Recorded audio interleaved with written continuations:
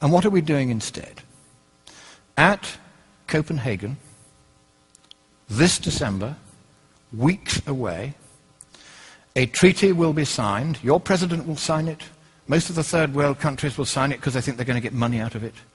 Most of the left-wing regimes around the world, like the European Union, will rubber stamp it. Virtually nobody won't sign it. I have read that treaty. And what it says is this, that a world government is going to be created. The word government actually appears as the first of three purposes of the new entity.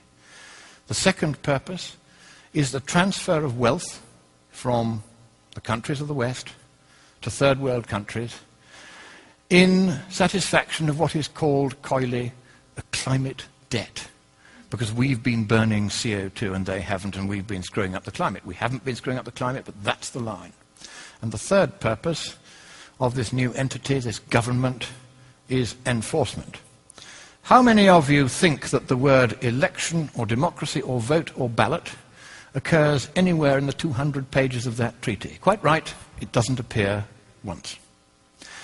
So at last, the communists who piled out of the Berlin Wall and into the environmental movement and took over Greenpeace, so that my friends who founded it left within a year because they'd captured it. Now the apotheosis is at hand. They are about to impose a communist world government on the world. You have a president who has very strong sympathies with that point of view. He's going to sign. He'll sign anything. He's a Nobel Peace Laureate. Of course he'll sign it. And the trouble is this. If that treaty is signed, your constitution says that it takes precedence over your constitution. And you can't resile from that treaty unless you get the agreement of all the other states parties. And because you'll be the biggest paying country, they're not going to let you out. So, thank you, America. You were the beacon of freedom for the world. It is a privilege merely to stand on this soil of freedom while it is still free.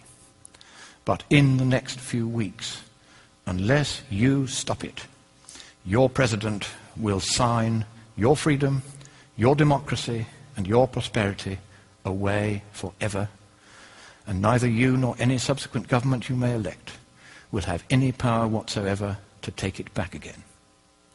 That is how serious it is. I have read the treaty. I've seen this stuff about government and climate debt and enforcement. They are going to do this to you, whether you like it or no. But I think it is here in your great nation, which I so love and I so admire.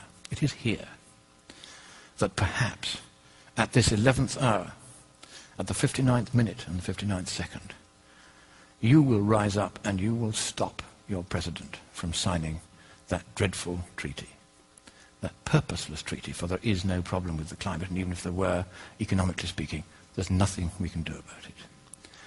So I end by saying to you the words that Winston Churchill addressed to your president in the darkest hour before the dawn of freedom in the Second World War. He quoted from your great poet Longfellow. Sail on, O ship of state.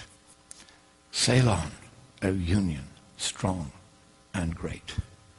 Humanity, with all its fears, with all the hopes of future years, is hanging breathless on thy fate.